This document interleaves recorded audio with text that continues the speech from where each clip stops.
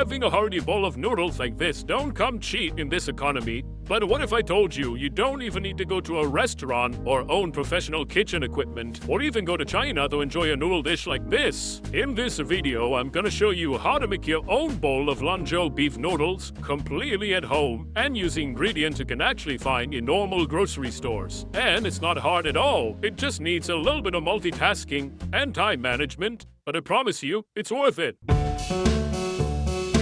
We're gonna start with the most important part of this entire bowl, the broth. And since this is gonna take the longest, we're starting it first so we can multitask while it simmers away. For the meat, I'm using 1 kilogram of beef bones with some meat still attached, along with some chicken ribs for extra flavor and protein. And before they go into the actual broth, we're gonna blanch them first. This helps get rid of all the stinky-winky blood and impurities sitting on the surface of our meats, which then gives us a much cleaner looking and fresher tasting broth later. Once the water is boiling, the beef bones go in first. And because I don't feel like wasting gas, we're gonna blanch both of these in the same pot. Different blanching time, obvi. After about 6 minutes, we'll add the chicken ribs.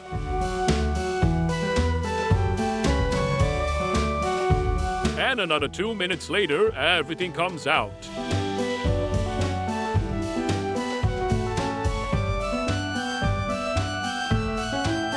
So that's 8 minutes for the beef bones and 2 minutes for the chicken. Now we'll strain everything out and give the meat a good rinse to get rid of whatever stubborn impurities that are still clinging to it, like your ex-girlfriend.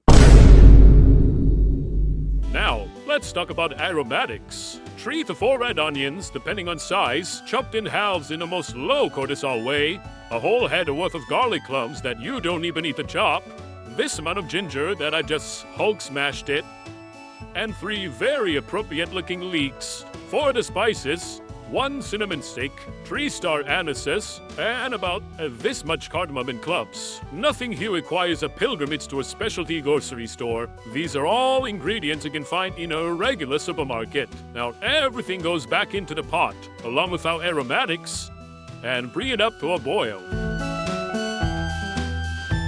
Once it's boiling, we'll lower the heat and let it simmer for a bare minimum of 3 hours. Yep, that long. And this is also where the multitasking begins. While our broth does its thing, we're gonna move on to the next component of the bowl.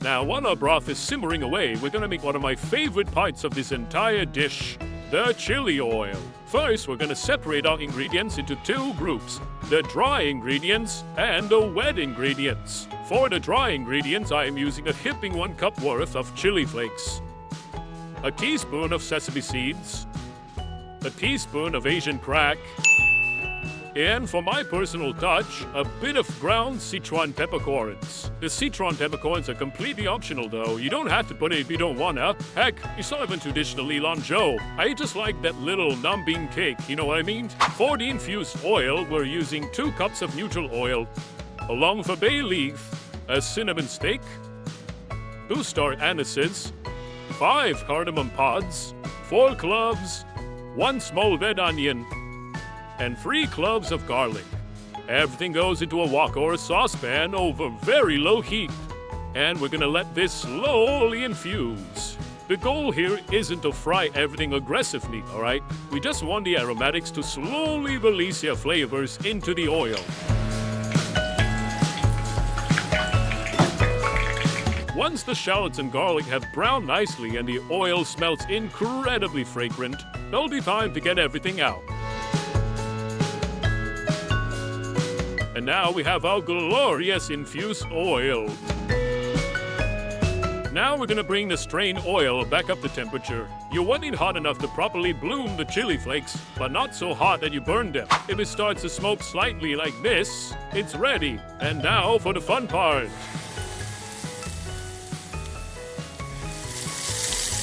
You hear that? That is the sound of spice. Not ice spice. Just spice.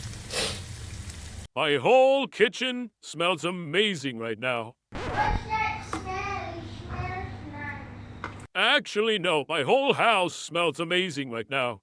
Let it cool down completely before transferring it to a clean glass jar. In the meantime, check the broth every hour. It will reduce significantly in the pot, so be sure to top it back up as we simmer. Now for the easiest part of the entire recipe, the garnishes. A combination of fresh green onions and coriander leaves. You can also just do coriander, but I find combining both to be extra special. First things first, please wash your vegetables. I know you know this, I'm just saying it anyway. Now time for a pop quiz. How many times should you wash your greens? That's right! 3 times. Oh, you're a nasty son of a... Give them a good strain after washing. And here's a little thing I learned the hard way. Don't immediately start chopping them while they're soaking wet. All that excess water can make the leaves bruise and turn your beautiful fresh herbs into sad, soggy mess. So let them air dry for a bit if you got the patience. And if you don't, grab a kitchen towel and speed things up. Once they're reasonably dry, just chop everything nicely. No fancy knife skills required, just robo-chop. Ta-da! Fresh, fragrant, and ready for the final bowl.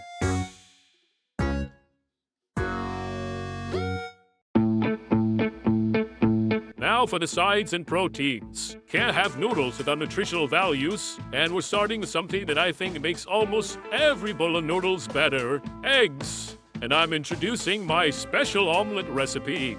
For one batch, I'm using 4 eggs, about 5 grams of chicken bouillon, which is equivalent to half a cube, and 4 pinches of salt. But because I'm feeding the whole family today, I'm doubling everything. 8 eggs, 10 grams of chicken bouillon, and 8 pinches of salt total. Beating eggs with chopsticks feels so much better than using a fork. Change my mind. I bet you can. Now we're gonna make a crispy omelette, so we'll be using quite a bit of oil here. Must have been a win. Once the oil starts to smoke, we're gonna pour the egg mixture in batches using a ladle.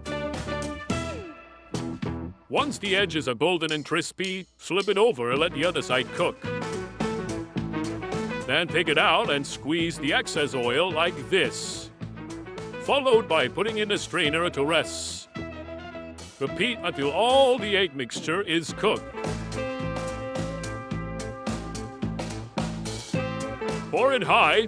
That's how you get those craggy and wavy textures. The idea is to let each batch spread out and puff up in the hot oil. Yep, it's a lot of work, I won't lie. You can totally opt for hard-boiled eggs, but I find omelettes more exciting and delicious because they absorb the broth better. And now we've got ourselves some crispy omelette to go with the nudes. Now remember those chicken ribs we put into the broth earlier? It has been in a pot for about 2 hours now, so we're gonna take them out.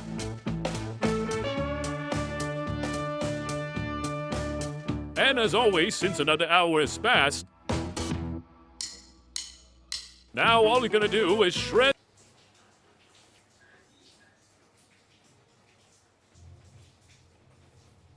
chicken.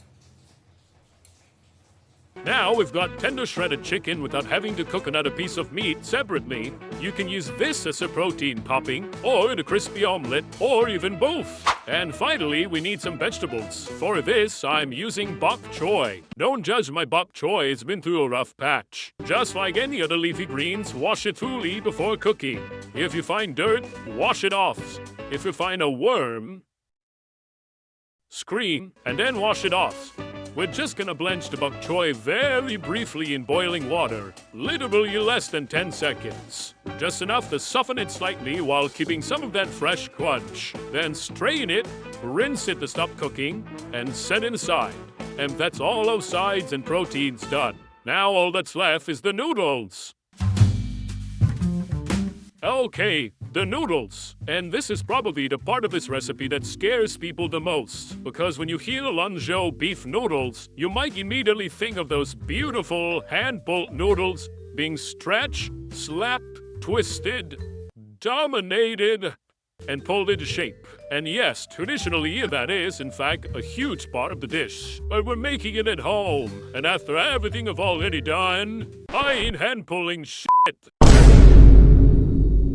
Any store-bought tried wheat noodles work perfectly fine. This one's been marketed as hand-pulled. But if you really want easy, fresh handmade noodles, I got a recipe for you right here. However, it's perfectly okay to use store-bought noodles straight from the packet. Just cook the noodles according to the instructions on the package.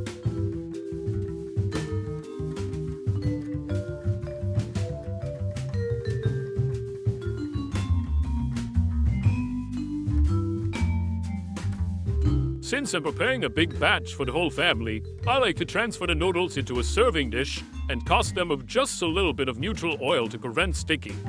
And now the noodles are ready. But there's one very important thing we haven't finished yet: the broth. After all that simmering, a little over 3 hours, it's ready for the next step. Strain everything out except for the meat and bones. Most of our aromatics turn to mush at this point, so if you can't get those tiny bits of onion and garlic out, it's perfectly fine, as long as the ginger, leek, and the whole spices go out. Now we need to season the hell out of it. Salt, white pepper, Asian cocaine, and for good measure, a cube of chicken stock. I'll make it 2 cubes, my pot is huge. Give it a taste and adjust the seasoning if necessary. I don't mean to brag, but it tastes so much better than the ones I had in restaurants. And now, we're finally ready to put everything together.